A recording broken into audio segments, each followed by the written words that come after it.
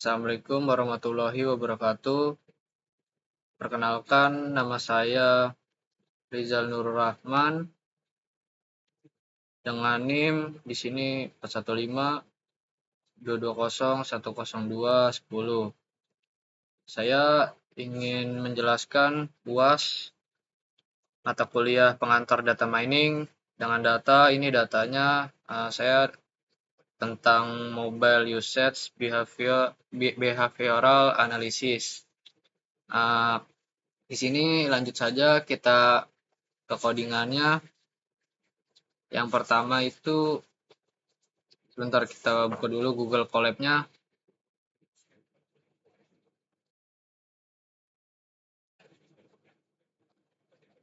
Nah, yang pertama itu langkah pertama kita memuat dataset di sini. Terus habis itu kemudian kita melakukan import pandas SPD, yaitu pandas pustaka Python yang digunakan untuk memanipulasi data berbasis tabel. Selanjutnya kita ini file path. Ini kita masukin datanya tadi yang bernama mobile usage behavioral analysis, nama data tersebut. Kemudian dataset sama dengan pd.read_csv, yaitu membaca file dataset csv dan mengubahnya menjadi data frame. Selanjutnya kita print dataset berhasil dimuat. Selanjutnya kita run. Di sini dataset berhasil dimuat. Sebenarnya ini dihapus juga nggak apa-apa. Kalau misalkan dihapus, kita run. Ini sudah checklist lagi di sini, di bagian sini. Nah, tapi kalau saya menggunakannya aja seperti ini, menggunakan print dataset berhasil dimuat, agar biar muncul aja gitu kalau berhasil gitu kan. Terus lanjut langkah kedua. Di sini langkah kedua itu eksplorasi data EDA. Melakukan EDA ini yang exploratory data analysis. Terus di sini print dataset info, itu menampilkan informasi dasar tentang dataset. Terus selanjutnya di sini print dataset .head. Di sini menampilkan 5 baris pertama pada dataset. Nah, di sini kita run ya. Di sini saya run. Nah, kalau sudah di run di sini berhasil kan. Nah, dataset info ini menampilkan informasi tentang dataset seperti jumlah baris atau kolom, tipe data, dan jumlah nilai kosong 0. Nah, sedangkan dataset head ini menampilkan 5 baris pertama dari dataset untuk memberikan gambaran awal tentang struktur data. Nah, di sini hasilnya tadi sudah di run. Di sini kelas ini pada kelas pandas core frame data frame itu menunjukkan bahwa dataset dimuat ke dalam struktur data frame yang merupakan struktur 2D dengan baris dan kolom, mirip tabel pada Excel. Terus di sini dataset memiliki 1000 baris dengan indeks mulai dari 0 hingga 999. Terus di sini data kolom. Di sini dataset memiliki 10 baris yang dijelaskan berikut ini. 10 baris dimulai dari 0 sampai 9. Nah, di sini user ID ini ID unik untuk setiap pengguna. Terus age ini usia pengguna, gender di sini jenis kelamin. Terus habis itu total app usage hours. Di sini yang nomor 3 ini total app. itu sebentar. Yang total app ini total waktu pengguna aplikasi. Terus habis itu di sini daily screen. Daily screen ini total waktu harian di layar depan jam. Terus kemudian ini number of app use. Di sini jumlah aplikasi yang digunakan. Terus di sini sosial media, waktu untuk media sosial. Terus di sini produk nomor 7 ada produk. App usage itu waktu untuk aplikasi produktivitas. Yang 8 ini ada gaming app usage hours, itu artinya waktu untuk bermain game. Terus terakhir ada location. Di sini ini locationnya kota tempat tinggal pengguna. Kemudian di sini ada data tipe ini. Data tipe di sini kalau float, float, integer, object, di sini ada 3. Dataset terdiri dari 3 tipe. Terus habis itu kalau integer itu integer 64 itu bilangan bulat, sedangkan objek teks itu digunakan untuk kolom seperti jenis, kelamin, dan lokasi. Di sini nih objek. Nah, terus habis itu kalau misalkan ini nih memori usage ini itu dataset menggunakan sekitar 78,2 kbps dalam memori komputer. Terus habis itu di sini tampilan awal dataset. Tampilan awalnya ya sama seperti data tadi. Sini user ID 56 umurnya, terus gendernya male, ini 2,61, 7,15. Di sini juga sama, user ID 1 umurnya 56 male, 2,61, 7,15. Ini 5 data awal 0, 1 sampai 4. Ini untuk menampilkan saja. Selanjutnya kita ke langkah yang ketiga. Di sini langkah ketiga ini memilih fitur yang relevan untuk analisis. Nah, di sini ini ada fitur sama dengan yaitu kolom yang digunakan. Di sini nih yang saya tandain yaitu kolom yang digunakan dalam analisis. Kolom ini dipilih karena dianggap relevan dengan tujuannya untuk mengclustering dataset. Feature ini memiliki kolom tertentu dari dataset berdasarkan nama fitur. Nah, kalau dataset ini nih, memiliki kolom-kolom yang akan digunakan untuk clustering. Nah, pada saat kita run, ini hasilnya fitur yang relevan telah dipilih. Ini menampilkan yang ini. Ini kalau misalkan ini dihapus, ya ini hasilnya cuman udah checklist doang di sini. Nah, makanya saya pakai print fitur yang relevan yang telah dipilih untuk memastikan saja bahwa ini datanya sudah dianalisis yang tadi pada fitur ini. Terus habis itu kemudian data sama dengan dataset ini untuk memilihnya. Kemudian lanjut ke langkah 4. Langkah 4 ini membersihkan dataset. Nah, terus kemudian di sini data clean. Nah, di sini yang saya tandain ini sebentar. Nah, di sini nih data clean, data drop, data.drop underscore duplicates. Drop-nya di sini menghapus data duplikat dan menangani nilai kosong. Nah, drop duplikat ini yang saya tandain, drop duplikat ini menghapus baris duplikat untuk memastikan data unik. Sedangkan drop-nya ini menghapus baris dengan nilai kosong. misalkan seperti missing value. Terus data clean ini, yang ini data clean sama dengan ini menampilkan jumlah baris dan kolom setelah pembersihan. Nah, kemudian kita jalankan ulang di sini. Nah, di sini sudah berhasil nih, karena muncul menampilkan print membersihkan dataset. Terus habis itu print ukuran dataset setelah pembersihan.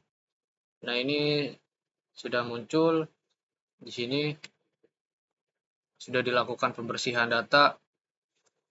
Selanjutnya kita ke langkah kelima, yaitu melakukan standarisasi data. Yang pertama, from scalar processing import standar scalar.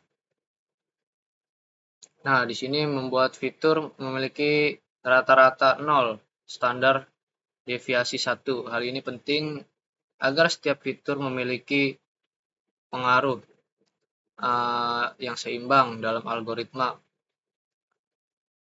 Terus habis itu kalau ini standar scalar digunakan untuk proses ini. Terus pada bagian fit transform menghitung statis rata-rata deviasi dan menerapkan pada data.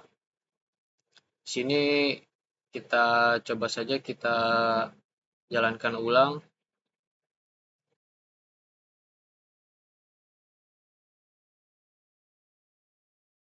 Nah, di sini sudah muncul melakukan standarisasi data.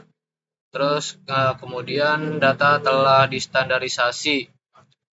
Terus berarti maka data tersebut sudah dilakukan untuk menstandarisasi data agar setiap fitur memiliki skala yang sama. Ini sudah berhasil standarisasi datanya karena sudah muncul melakukan standarisasi data yang ini. Terus data telah standarisasi. Ini kalau misalkan printnya dihapus juga kayak tadi nggak masalah. Selanjutnya kita ke langkah 6 di sini, yaitu mengurangi dimensi dengan PCI atau PCA gitu ya, PCA. Kita lakukan from scalar decomposition import PCA, yaitu mengurangi dimensi data dengan mempertahankan informasi yang pentingnya. Terus habis itu di sini PCA n komponen sama dengan 2 itu apa? Yaitu menggunakan 2 komponen utama untuk visualisasi. Terus habis itu di sini data PCA yang ini fit transform data scale ini mengubah data ke dimensi yang lebih rendah. Nah, terus kemudian kita run di sini, kita jalankan. Nah, maka mengurangi dimensi data menggunakan PCA. Sudah, berarti ini. Terus habis itu proses PCA selesai. Nah, di sini juga sudah selesai untuk komponen-komponennya. Selanjutnya kita ke langkah 7. Di sini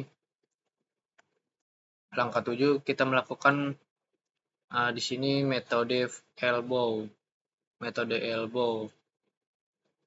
Terus di sini from scalar cluster import key means, yaitu algoritma clustering yang membagi data menjadi sejumlah cluster berdasarkan jarak terdekat dari centroid. Terus di sini ada inertia. Di sini nih. Inertia ini adalah matriks yang mengukur total jarak antara dengan centroidnya. Nilai lebih kecil menunjukkan cluster lebih baik. Nah, di sini jumlah cluster dari 1 hingga 10. Inertia ini ya yang tadi menyimpan nilai inertia untuk setiap jumlah cluster. Selanjutnya di sini ada for k in range cluster key means gitu kan. Di sini menyimpan inertia hasil fittingnya. Di sini mencoba pada range ini mencoba jumlah cluster dari 1 hingga 10 untuk menentukan cluster apakah optimal menggunakan metode elbow. Nah, di sini kita lakukan menyimpan inertial hasil fittingnya. Kemudian kita di sini yang ini untuk membuat plot elbow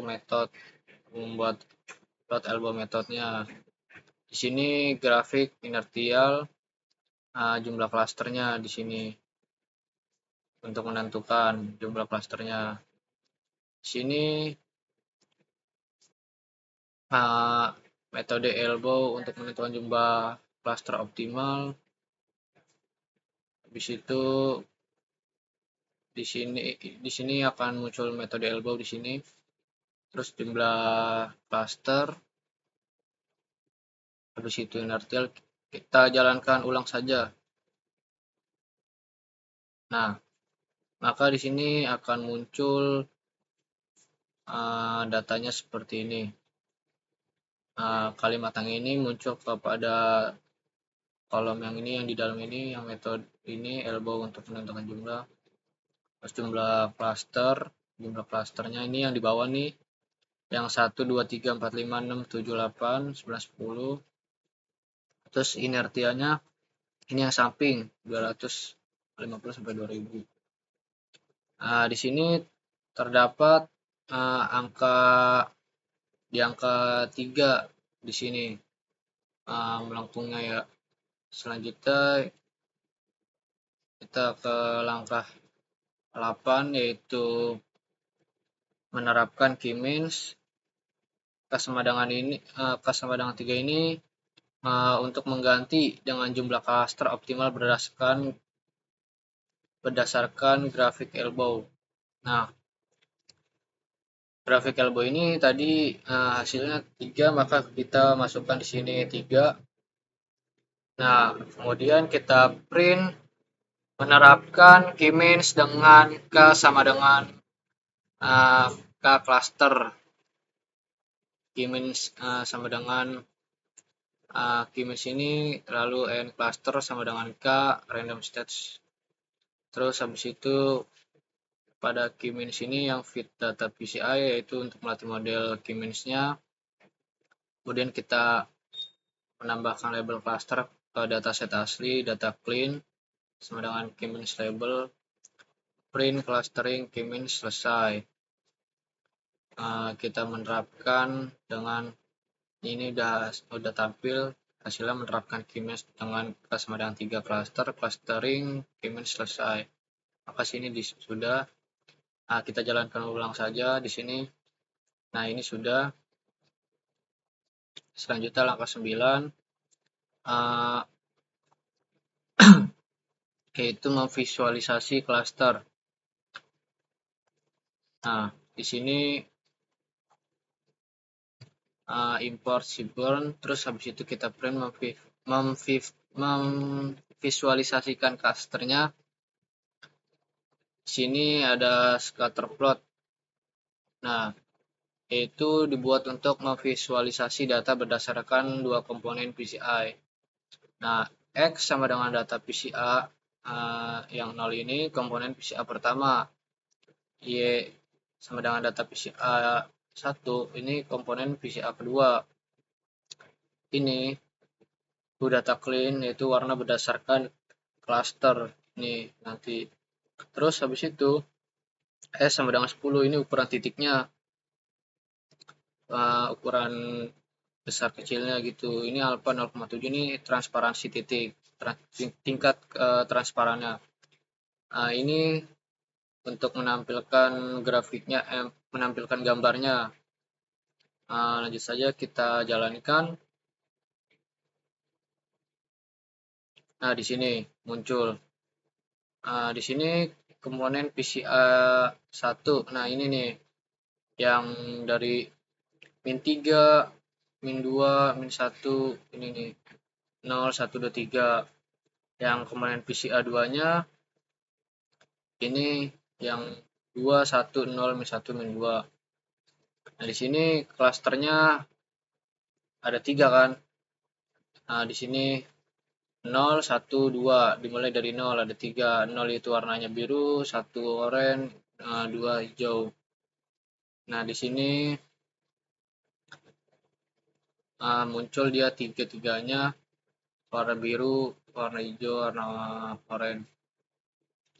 Selanjutnya angka 10 kita menghitung jumlah anggota dalam setiap klaster.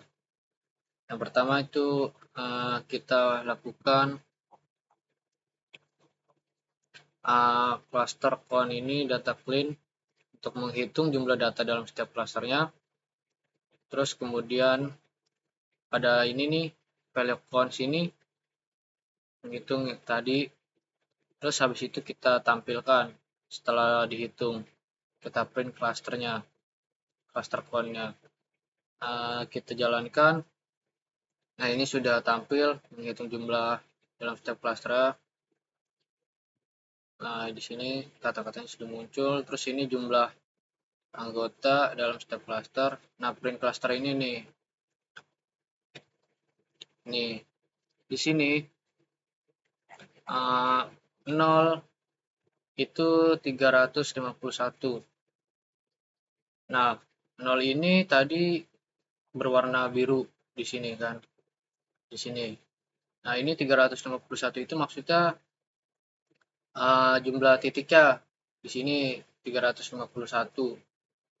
Nah, kalau satu ini 326 ini dia yang berwarna oranye ini jumlahnya 326. Terus yang nomor 2 ini 323 berwarna hijau jumlahnya. Yang ini nih, yang nomor 2 323 ini yang hijau yang berwarna hijau itu berjumlah 323. Ini jadi jumlah anggotanya, jumlah anggota dalam setiap klasternya. Untuk yang 0 segini, untuk yang satu ini segini, untuk yang kedua ini segini. Nah, untuk nama count-nya tipenya ini integer ya. Integer, bilangan bulat. Angka yang ini nih. Itu saja, sekian dari saya. Jika ada kekurangan, mohon maaf. Assalamualaikum warahmatullahi wabarakatuh.